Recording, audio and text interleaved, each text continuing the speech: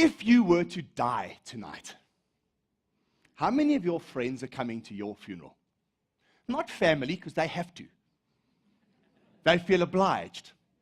Half your family want to be sure you're really gone. I think that's why they have open caskets in many of these funerals. They want to be sure, okay, pulse, and out they go. Question is, how many of your friends are going to show up at your funeral? Most people would guess a high number, but the reality is that people have fewer true friends than they think.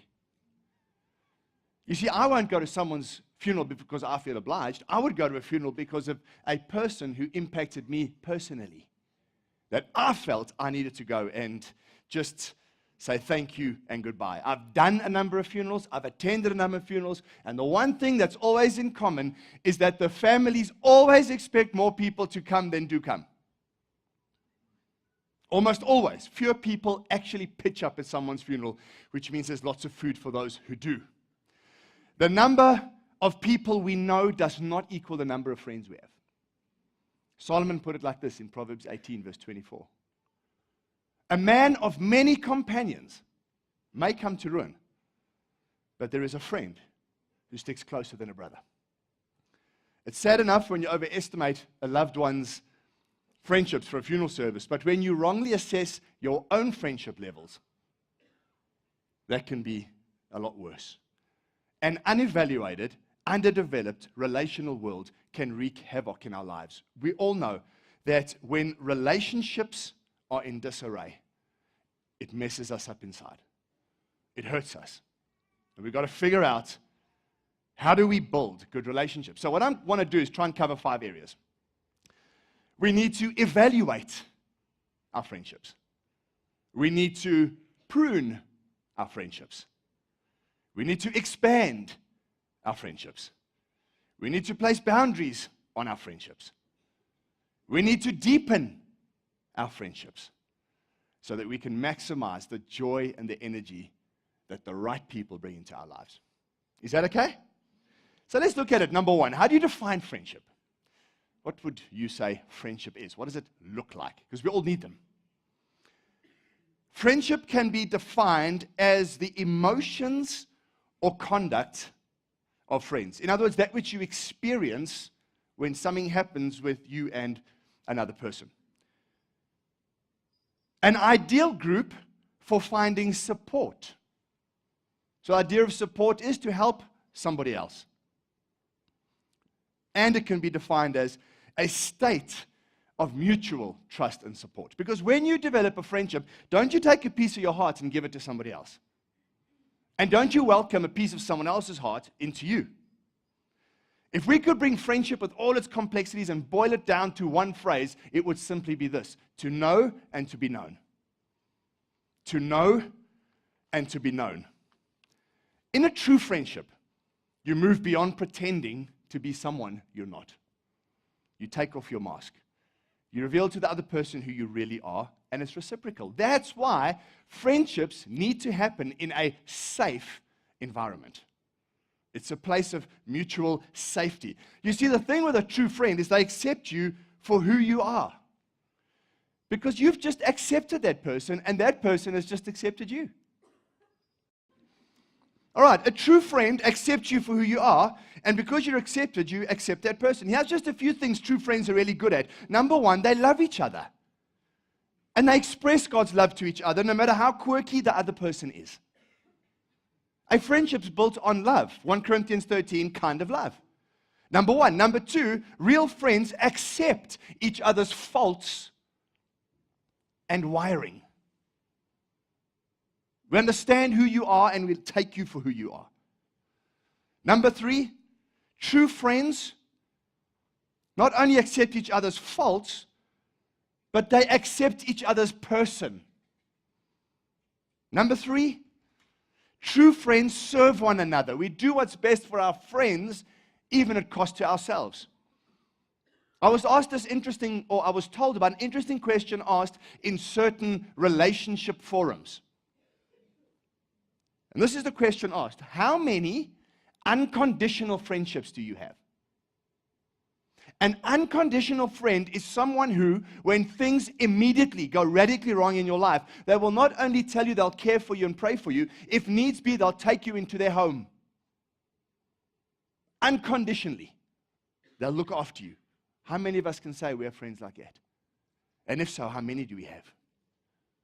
Because true friends serve one another. Number 5, true friends celebrate with one another. We show up at each other's important life events. Of course, unless two very good friends have the same important life event on the same day, at the same time, then I don't know what you do. Toss a coin. We cheer one another's victories. We enjoy each other's milestones they walk.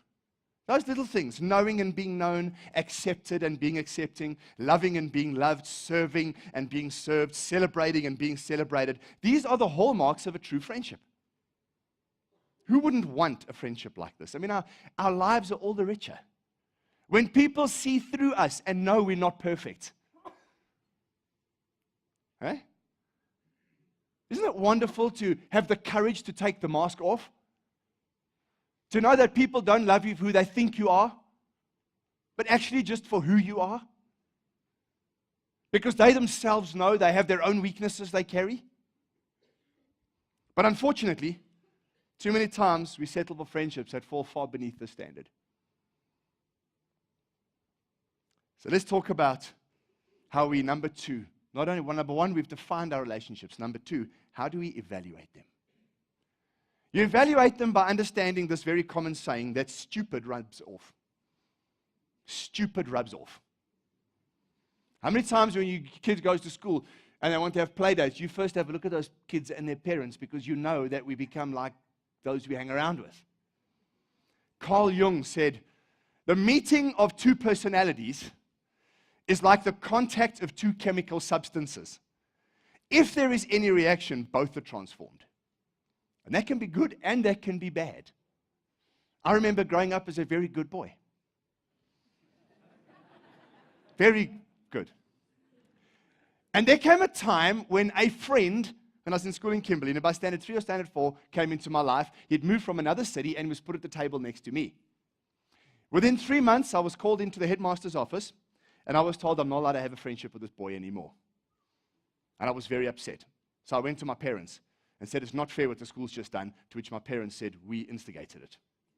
So I had no defense. And he was moved to another class, another everything, because my doing well was suddenly interrupted by someone who I thought was a whole lot more fun. And the same challenge happened again in standard 9, where I was at school at that impressionable age, and a boy was put next to me who'd been expelled at every other school he'd ever been at. True story. And the school I did matric in was a school that was zoned. In other words, when you got expelled at another school, my school had to accept you. And so this guy sat next to me, and we had such fun until another intervention had to be done.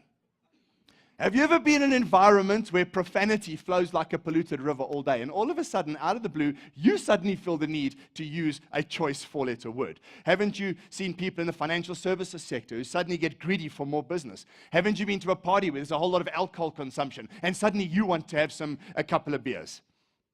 Haven't you gone to a sports event where everything's calm and then there's an on-field altercation and the spectators start getting wound up, or the one team starts losing badly, your team, and everyone starts getting a bit aggro, and suddenly you feel more aggro. Suddenly you want to climb into something. It's got nothing to do with you at all. Stupid rubs off. People rub off on others, and we're told to choose our friends wisely. Solomon says in Proverbs chapter 13,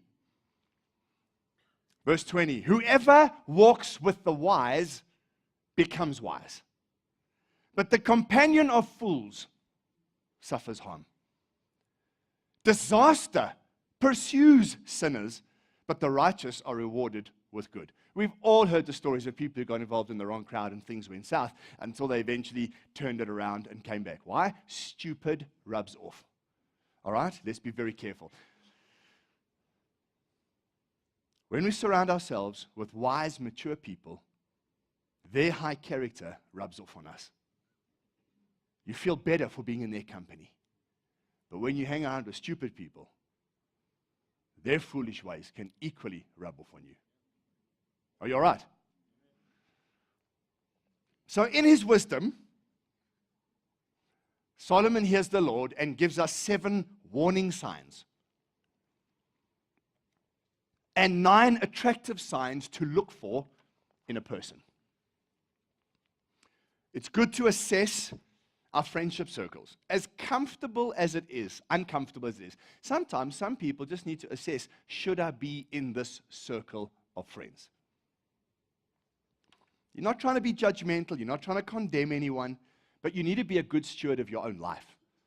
You need a realistic understanding of everyone else's natural influence on you. We're all open to influence, whether good or bad. And we need to be careful who we allow into our lives.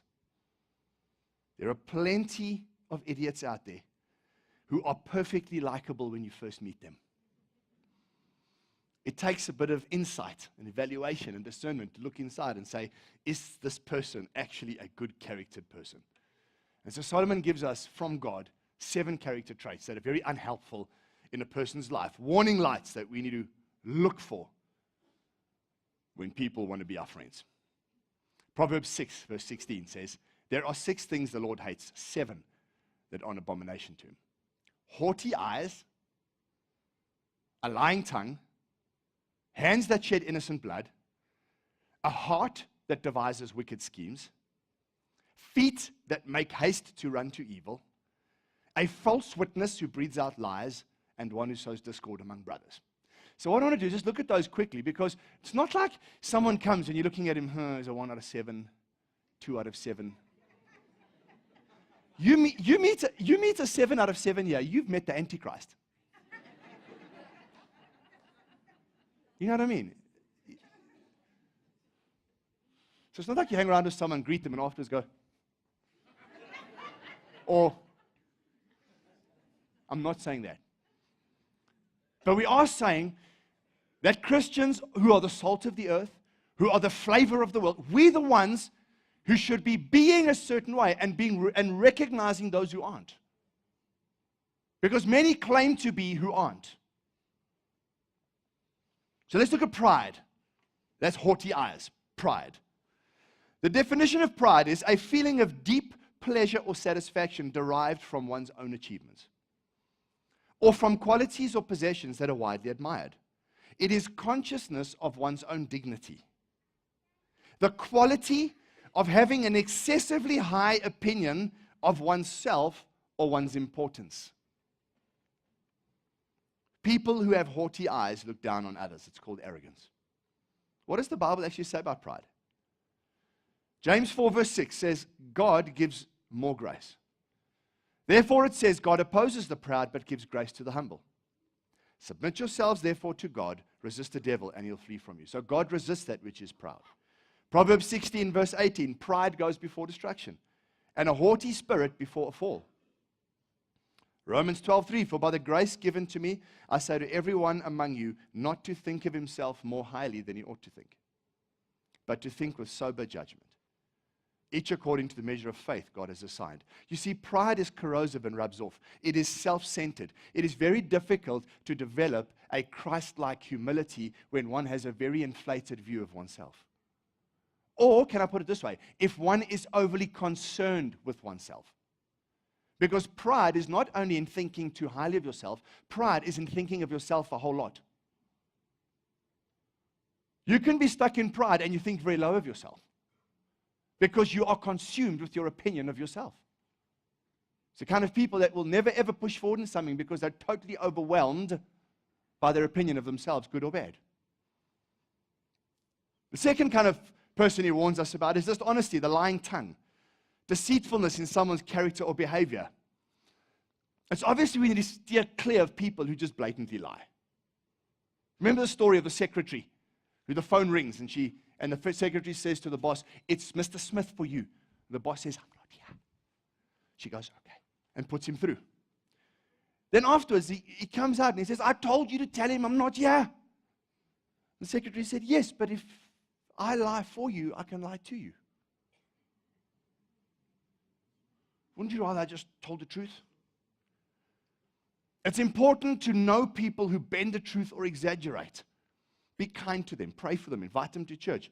But just remember, you've got a very good chance they may hurt you one day.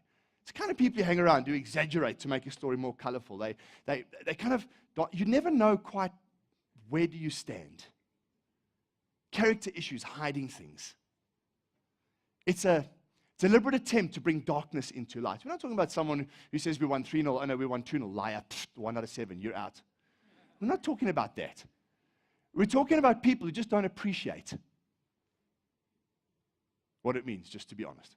Number 3, mean-spirited. Hands that shed blood. This is a no-brainer, okay?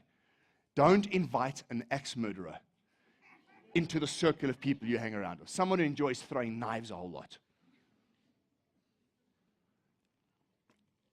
Okay, now the phrase is broader than that. All right. What it means is we're being warned to be careful of people who use their influence to exploit others for their ends. That's what this refers to. They're the kind of people who oppress the weak, who throw their weight around, who like to stick it to others. Such people are not really considerate about the opinions and the feelings of other people. Strangely, and I found this interesting, the Bible even likens those kind of people to the people who can't look after their own pets, their own animals. Proverbs 12:10 says, whoever is righteous has regard for the life of his beast. But the mercy of the wicked is cruelty. Proverbs 12, verse 10. Look at the glorification of violence in our culture. TV, movies, PC games, conversations. Jesus hated violence. Even when arrested in the Garden of Gethsemane, he stopped Peter from defending him from those people who were about to kill him. Jesus said, turn the other cheek. Jesus said to Peter, put your sword away. The man who had come to hurt Jesus, Jesus healed him. In all respects, Jesus hated violence. Checking the media today, our culture sees violence as entertainment. You see, top grossing movies are those with the most violence in it. Hey? Now, I'm one of those who can't exactly sit down comfortably anymore to the sound of music. I find it difficult to sit and watch TV and, the hills are alive. I want to pull a gun out. You understand? And on this particular one, I too need to repent. I mean, the other night, I just needed to get out, so I went with some of my friends who are sitting in this room too. Let me just throw that out. And we went to watch John Wick. And he only killed 50 people. But the result is we can get a people inoculated against the voice of the Holy Spirit. It's very difficult to cultivate a spirit of gentleness with the violence going around every day. We don't need people who in real life are anti-everybody else. Negative, hurting, words destroying, critical. No matter how you try and minister, help, speak to, they always see the blackness around, the darkness, they want to celebrate the pain. Those people rub off on you. Who knows what it's like to be sitting around the table in a business meeting and people start talking about how bad South Africa is? You want to go cut your wrists. Some people are extremely negative. I had half a day this week, and I won't tell you who with, but with a well-known South African rugby personality playing overseas who's here at the moment, and we caught some time together, and he said to me, Greg, it's very difficult for me right now because playing overseas, my friends who are overseas playing, who are now seeking permanent residency there, all cite their reasons why they're not coming back here. He says, and the more time I spend with them, the more scared I get. The more I don't want to come home. Then I come home and I remember how beautiful our land is. But you spend time with people who are this way, mean-spirited, it rubs off. Choose who you allow to speak into your ears. Numbers 4 and 5 are very similar. Those who look for trouble. Don't hang around with those who look for trouble, those who have a heart that devises wicked schemes and feet that make haste to run to evil. It means anyone who wants to profit through someone else's vulnerability. Someone who wants to make a quick buck at someone else's expense. These are the people who thrive in our ethically gray world. Compromise is a slippery slope you don't want to go down. People who come to you with a get-rich-quick scheme. People who want a shortcut, find other ways. They're just looking for trouble.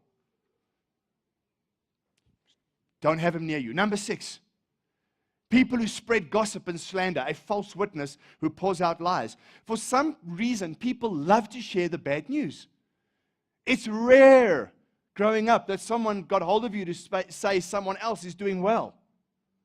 Don't you remember growing up and if ever they phone you, it's to tell you the bad news about somebody else? Proverbs 11 says, whoever belittles his neighbor lacks sense, but a man of understanding remains silent. Whoever goes about slandering reveals secrets. He who is trustworthy in spirit keeps a thing covered. Proverbs 18 verse 7, a fool's mouth is his ruin. His lips are a snare to his soul. The words of a whisperer are like delicious morsels. They go down to the inner parts of the body. If you have people who want to give you the lowdown on other people, keep them away from you, because it won't be long till they're giving the lowdown on you to others. People who will come to you and speak critically of others, it's not long before they're doing the same, because their personality can't do differently. Be wary. Don't set yourself up for slander. Some people just love to share the juicy stuff. Be truth tellers. Be confidence keepers. Can I tell you a quick story? Do you remember when Telefriend started? Any of you? It's like Helpline. So I was in a group of people, because I was at a mission school, who ran the pilot run for being trained to do this. So the end of the story is someone who's in trouble phones and you deal with the phone calls. And they try to help you understand how to keep confidences. So we didn't understand how we were being set up, but the guy who was running it was very skillful. And I was like 20 years old. So what he did was he told us, and I am the most autistic person in this room by a country mile. He told us, go home and do a collage of your life. And you have to bring it back on Monday night. So the whole weekend, an A1 collage, you cut out. So I had a horse when I was young. I cut a picture of a horse. And so then what you had to do is go in your groups and you had to stand up and tell everyone your life story on your collage. We did it. And I sat down. I'm thinking the whole time, this is the most useless thing I've ever done. But anyway, it's done. Mine also looked among the worst. But it was there. Then the guy stood up, the pastor leading it, and he says, now, every one of you who filled in those collages, put stuff in there. Sorry, didn't put stuff in there that you didn't want the rest of us to know. There are things you have not put on this thing because you'll be devastated if anybody else knew about it. So here's what we're going to do. And he handed around a pen, A5 pad, and an envelope. And he asked us to separate ourselves into parts of the room where no one could see. And he says, I want to ask you to please write down quickly for me the one thing nobody on earth knows. The thing that you would be devastated if anyone ever knew that about you. You've never told anyone, something you're very ashamed of. And you check, some people, their hands were shaking and they wrote it down, and I joined them and I wrote down something happened when I was young and I wrote it down. He said, quickly, seal it up. Put your name on it. Put your name on it. He says, now, find someone else in this room to give it to. Oh. The guy who gave me his, I'm not lying, his hand was doing this. He gave me his, and I gave him mine, and I watched my envelope going there. I am so scared. And the pastor asked just this one question. How do you feel right now? Is an expression. All right. So I felt like that. I was thinking, because now, of course, he's going to ask you to open it. Instead, he says, give it back. The oak ran to me, gave it to me. I took mine back. It was winter. He had made a fire. He asked us to come, each one of us, and put it in the fire and watch it burn. We sat down. He said, here's the lesson I'm about to teach you right now. For the rest of your life, as a Christian and in ministry, people are going to bring you confidences. And every time they do, try and remember, that's how they feel when they put their lives in your hands with stuff only you know.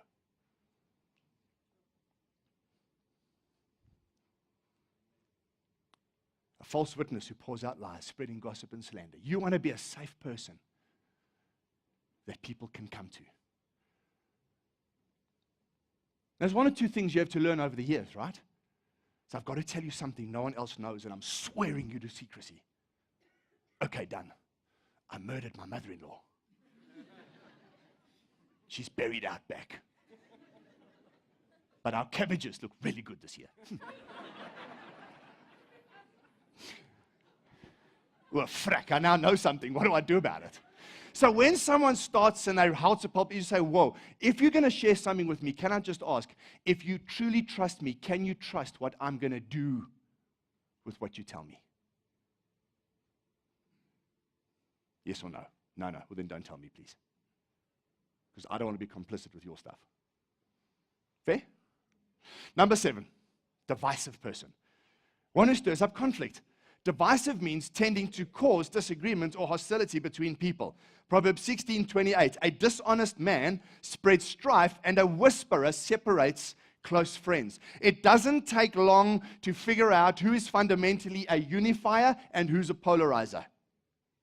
Who's a bridge builder or who's a bomb thrower. There is often such unpleasantness when people throw things out about stuff they don't really know about. It's the beginnings of secondhand offense, isn't it?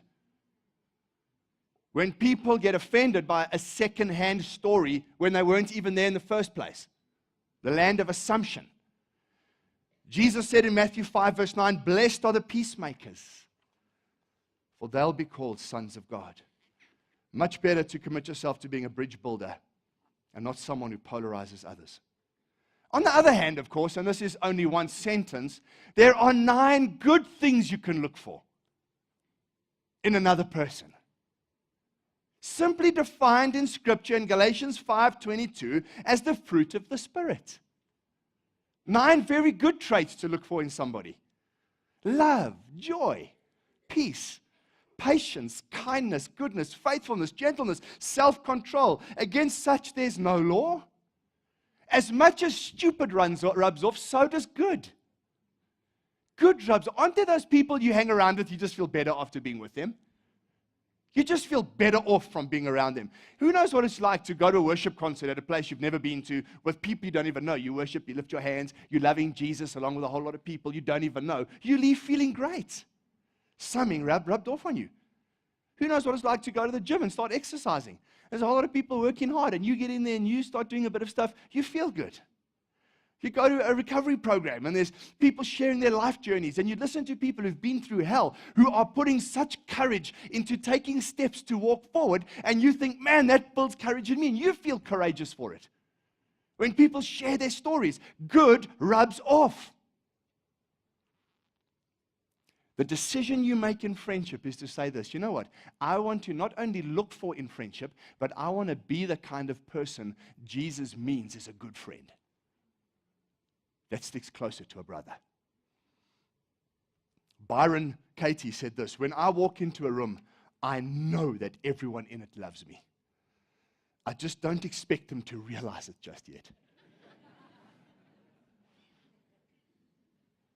It takes tremendous courage to live out friendship in a world drawn to selfishness and violence. We live in a world where daily entitlement is the order of the day. It's good to surround yourself with people who demonstrate what it means to simply love Jesus and honor His word. Those are the people who will influence you and I in very positive ways. Their character will just rub off on us. Timothy Leary said, if you want to change the way people perceive you, then change the way you perceive people. If you want to change the way people respond to you, change the way you respond to them. Friendship begins through all of this by being the kind of person others feel safe around being with. What we'll do next week is we'll start to look at the 3 levels of friendships. Acquaintances, friends for a time, friends for a long time. Then we'll start to also look like, what do safe friendships look like? How do you become a safe friend? I dared not put down the bumper sticker that I saw.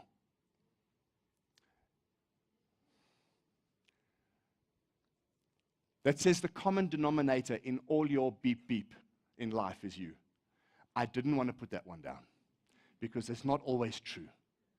But can I tell you, sometimes we bumble along, pushing away the very people we want near us because we don't know how to be a true friend. And we expect from others what we don't give them. And I will tell you this, God is a community. The Father, the Son, and the Holy Spirit. He is a community. When He created the first man with all the animals, He says it's not good to be alone, put him into community. God's intention is that we all live in community. The problem is we're often so broken. We are so scared of what people are going to think we're really like because we think they're better than us. And so we close the door. And we're scared of what other people are going to think we're like. And in reality, I want to tell you today, we're all broken people. We're all people in need of the constant grace of God. And the more we can live lives that are open and vulnerable and transparent, as we sang this morning, the quicker the light can come in and bring real change. The most perfect person you know is often the best actor.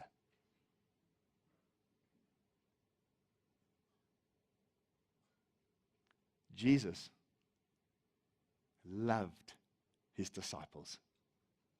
And they were the biggest messed up bunch of guys. And He loved them. And then He told them, the world will know you're mine by your love for one another. The same guys contesting who's going to be the greatest in the kingdom, who's going to betray Him, who can sit at your right hand, who can this. The same bunch of self-seeking morons. Jesus said to them, you know how the world's going to know you belong to me? By your incredible love for each other. I bet some of the men in that room thinking, what love? But they found it. Because it is the first fruit that the Holy Spirit's inside you. And listen to me now, when you love, you're able to have the courage to be loved. It is much easier to love than to allow yourself to be loved. Stand with me.